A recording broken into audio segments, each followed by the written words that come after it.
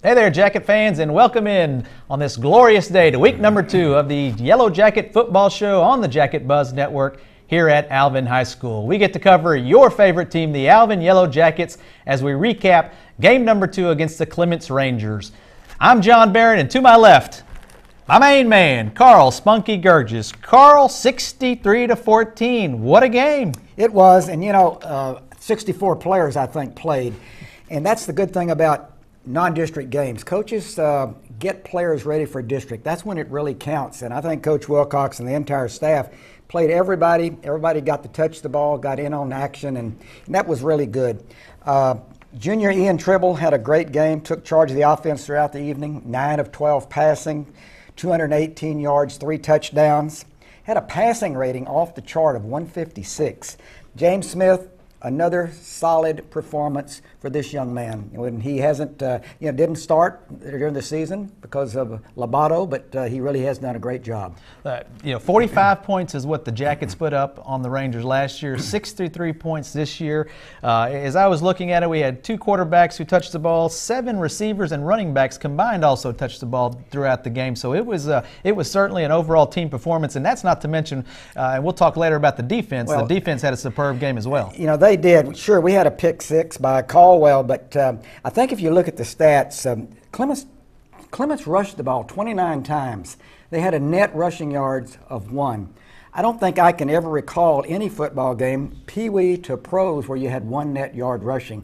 Somebody was doing a good job throughout the evening. They certainly were, and in all fairness, though, they had 147 yards kickoff returns, but we kicked off to them 9 times, in fairness. I'm glad you pointed that out. We'll be glad to give them that any game of the year. You got it. Well, something else, Carl, happened on Friday night that was very special.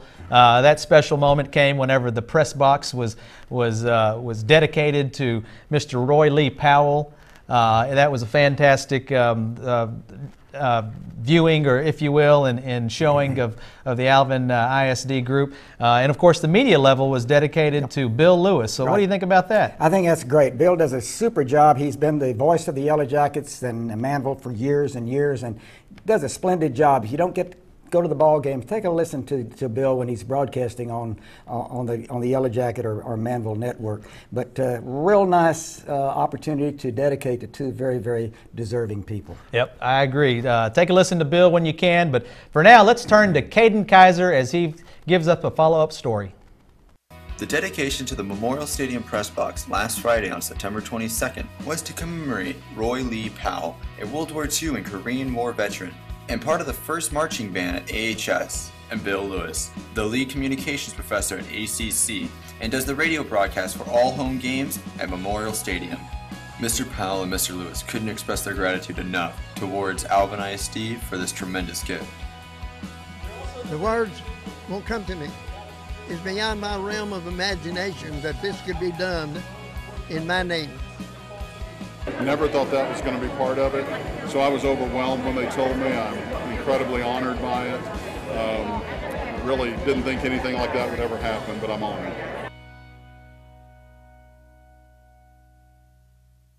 That was a nice story from old Caden.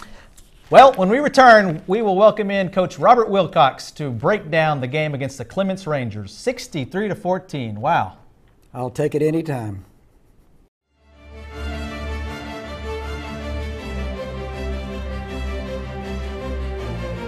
Texas is known for 2 things: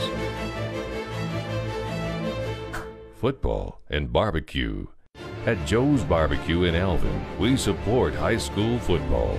Show up in your school colors and you'll automatically get 10% off. Joe's proud to serve certified Angus beef. Joe's Barbecue. It's all about the barbecue. So often offensive linemen are taken for granted. They're blocks of granite, but you have to have them to run the football, to pass protect. We have with us today DJ Hill, senior offensive tackle for the Yellow Jackets. DJ, we're happy to have you with us. Tell us a little bit about yourself. This is my 9th year playing football, and I really enjoy it. I think we got a great chance to go to playoffs this year. And you also play another sport called basketball. Yes, sir. And you're a low post. Yes, sir. Give us a little bit of your height and weight. Well, I'm undersized for a post, but I think I had a body for it, and I think I'm strong enough where can't nobody really stop me. Well, I don't think Clements would disagree with you. We've got a clip that we want to show you of DJ in action last Friday evening against the Clements Rangers. Take a look at this. On the left side is number 72, DJ Hill, clearing block for the touchdown. Now we're going to show you an end zone shot. Watch number 70, 72, pulls out and bingo. What'd you do to him? Just had to handle him. Had to make sure we get the touchdown. And you did. DJ Hill, number 72, your John Barron State Farm Yellow Jacket of the Week. Congratulations, JD. Thank you. Call John Barron for all your insurance and financial service needs. He and his professional team have been serving clients in the area since 2002 and are big supporters of your Alvin Yellow Jackets. Welcome in, Coach, on this gorgeous fall afternoon. Yeah. We got a good weekend ahead, a big game this weekend.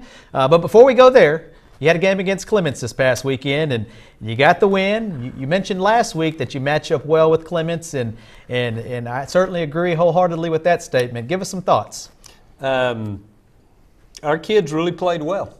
You know, they played well early. We jumped out early in the game, and they just responded real well. It was a good night to be a Yellow Jacket. So much fun stuff going on, and made you proud to be there. You know, as we mentioned when John and I were talking earlier, 63 points is a lot, but gosh, the defense. Yeah. I was more impressed with the defense, Yeah. if you don't mind. Absolutely. You know, that's the thing, is that when people see points, they think, well, your offense must really be clicking. Yeah. Well, yeah, when they get a short field, it's easy to click, you know, and that's our defense is just. I felt like our defense the last 2 weeks has played really good, and you know, we feel like that's a good group. And you're getting a lot of players in on defense and offense too. Yeah, we're getting a lot of kids on the field, and that's something we talked about earlier, is that we've had a lot of kids injured this year, and we've talked about that. But we've had a lot of depth, and that pays off. To add to the number of kids that were on defense and who played, I saw from the stats that 18 defensive players were in on tackles at some point during the game. I mean, that's a tremendous number. Assists, tackling, so that's really attributed to team tackling, team defense. You had 3 interceptions. One of them was returned as a pick 6 by Marquise Caldwell. That was a phenomenal job by the defense. So, you know, you had a lot of things going right for you, and that's not even to mention, you know, Alaric Hernandez, who had 9 PATs. I mean, when's the last time that happened? 9 PATs in a game. Every attempt was good. Yeah, he told me on, when we met with him again on Monday, that his leg was really sore and he didn't need to kick. And I said, well, that's because you kicked so much Friday night. Your leg's still tired. But he's done really good. Our special teams, that's something we really spend a lot of time on.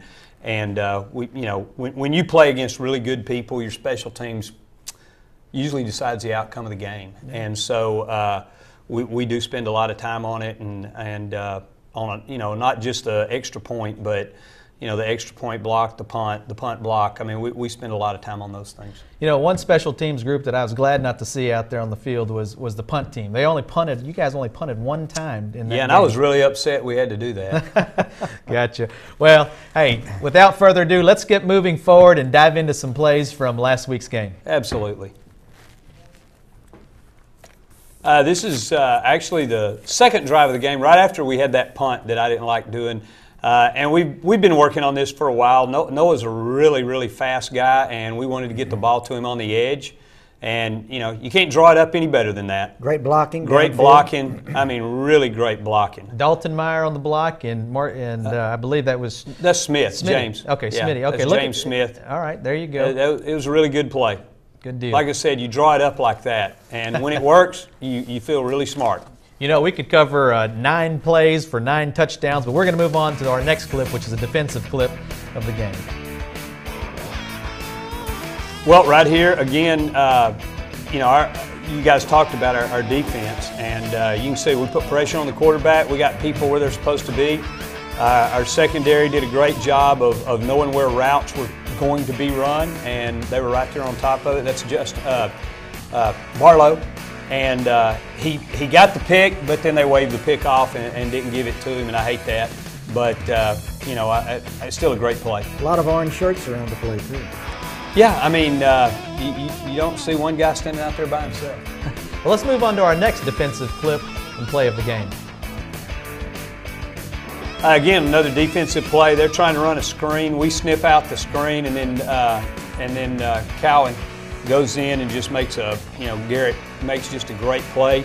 But you can see they were trying to run screen toward their bench, and you'll see our guys really did a great job of sniffing out the screen. You aren't kidding. That screen play was not, there was not one jacket who fell for that. So very nicely done by the entire team. Let's move on to our next defensive clip. The next one is Marquise. Marquise is a really good football player. And, last week there was one play where we felt like, out of the whole game, we felt like he was in bad position one time. And he really made up for it. And he's really good. And Marquise is a good one to coach, too, because he takes coaching really well. We haven't talked a whole lot about individual players so much as to say, gosh, he's going to go to a college, this, that, and the other. But I imagine that there's a few folks looking at Marquise. Is that right? Yeah, he's on the radar. He's on the radar. Okay. He's on the radar. We don't want to spoil the surprise for anybody. Let's hold him for 7 more, maybe more. Okay. Excuse me? 8 more games, please. Well, he's just a junior, so let's go a little bit longer. There you go. There you go. Okay. Well, let's move on to our next clip of the game. Another defensive clip here, and you can see we brought our outside linebacker off the edge. They had a little miscue, and then Aaron Banks creates the fumble. Again, they have a little ball handling issue here, and Aaron goes through, creates the fumble, and of course, there's a host of jackets there to recover. Carl, you didn't like that? I loved it. You I'm loved just it? enjoying Okay. looking at the Okay, tapes. gotcha. Well, let's move on to our next clip of the game.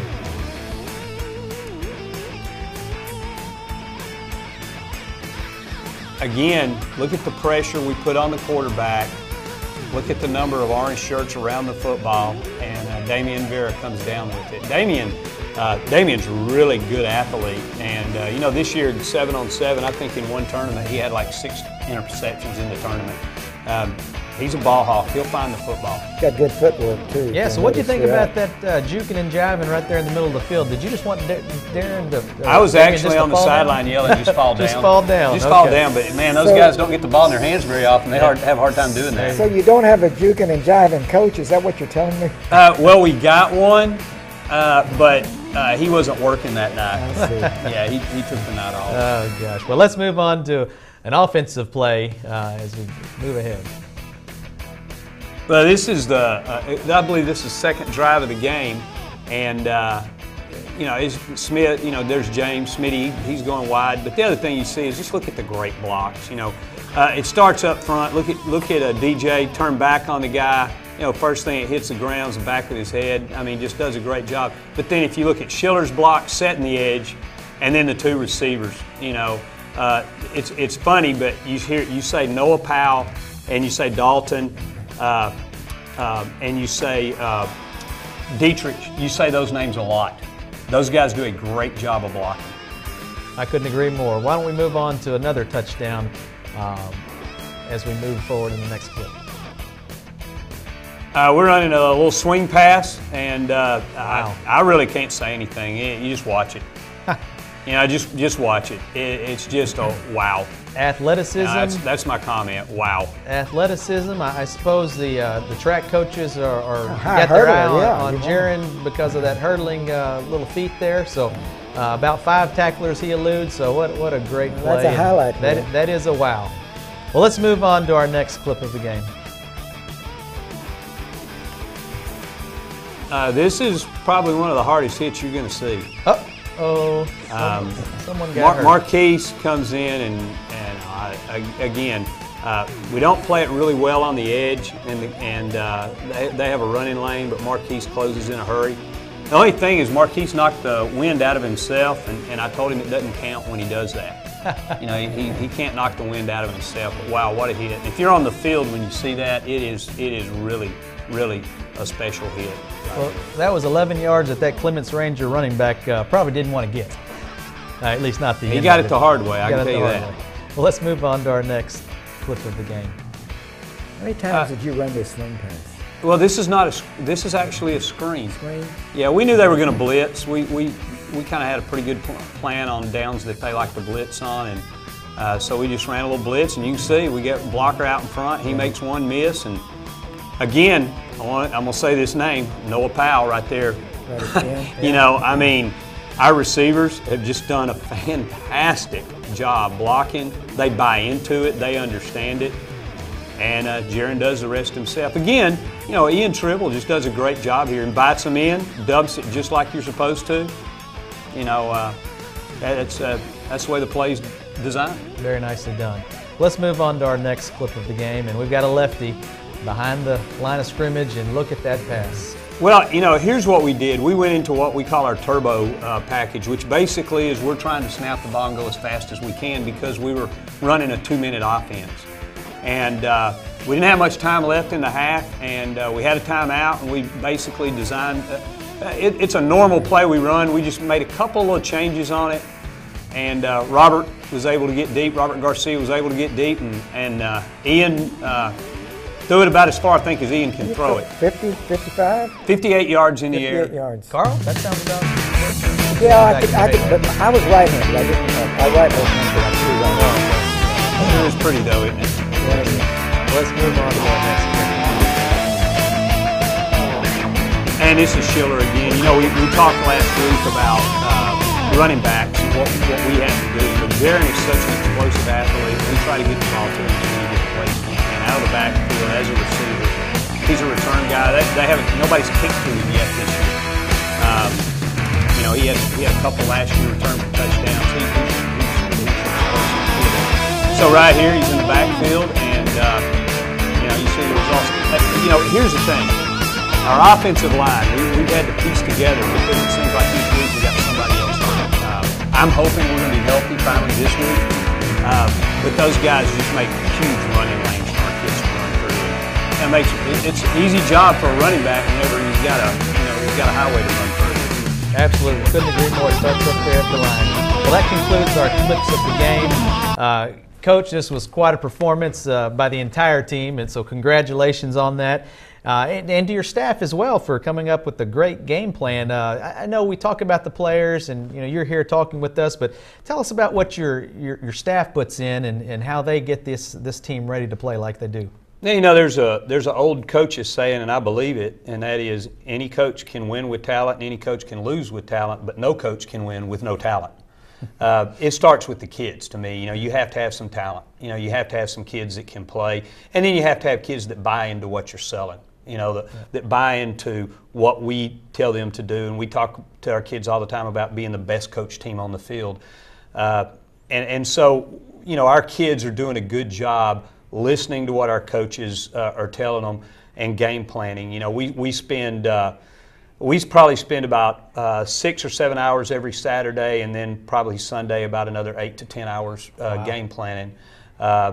And then, you know, the execution from the kids. You know, we lay it out to the kids on Monday, and then we practice it on Tuesday, Wednesday, Thursday.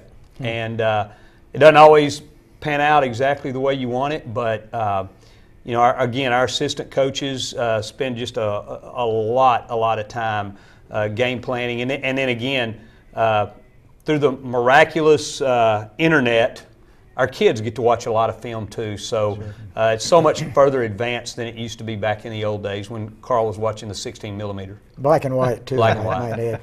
Well, let's talk a little bit about next week's game, Bill. What do you think about it? We will, and before we get there, though, we want to thank Coach for all his insight on these plays, and certainly we look forward to your commentary each and every week. We got to go take a commercial break, Carl, and so take it. We'll be back in a few. Don't go too far. I won't.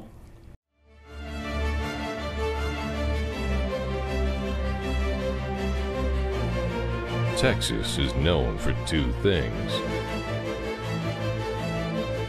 football and barbecue.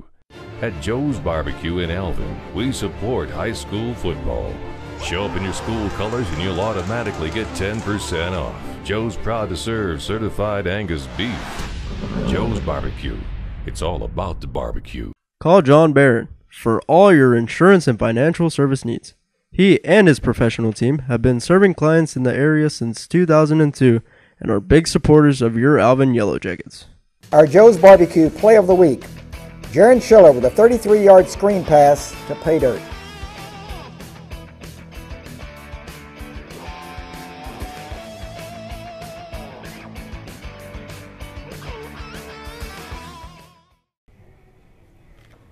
You just saw our play of the game. Jaron Schiller taking it to pay dirt. Juking, jiving, hurdling, eluding tacklers. It was quite a feat. And but we got to move on. We got to move on to the Clear Lake Falcons, our district opener. You know, this is on their home turf. What do you think about this game? You expect any surprises? Where do we stand? Where do we stand, Coach? They're really good. You know, they're really, really good. Basically, it's the same team we played last year, just 1 year older.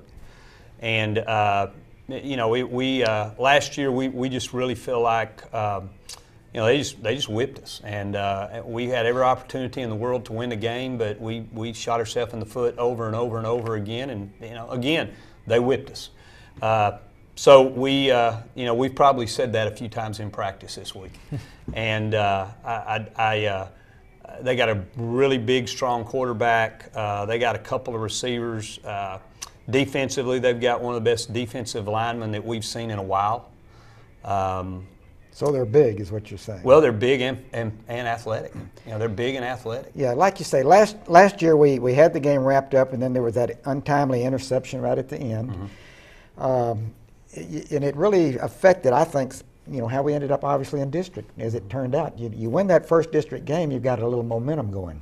Yeah, you know, the thing about our district, and we, you know, I've alluded to this several times this year, is that I firmly believe that every single team in our district will be better than they were last year. Every single team, including us. And with that being said, you better be ready to strap it on every Friday, or in this case, Saturday, or you'll get embarrassed. Well, so you better really be ready to go. We've got a 2 o'clock kickoff, right, or 1 o'clock kickoff at Challenger Stadium over in Webster. Second time we've played there. Had Falls last year over there. Beautiful site, similar to what we're going to be having in a couple of years here in Alvin.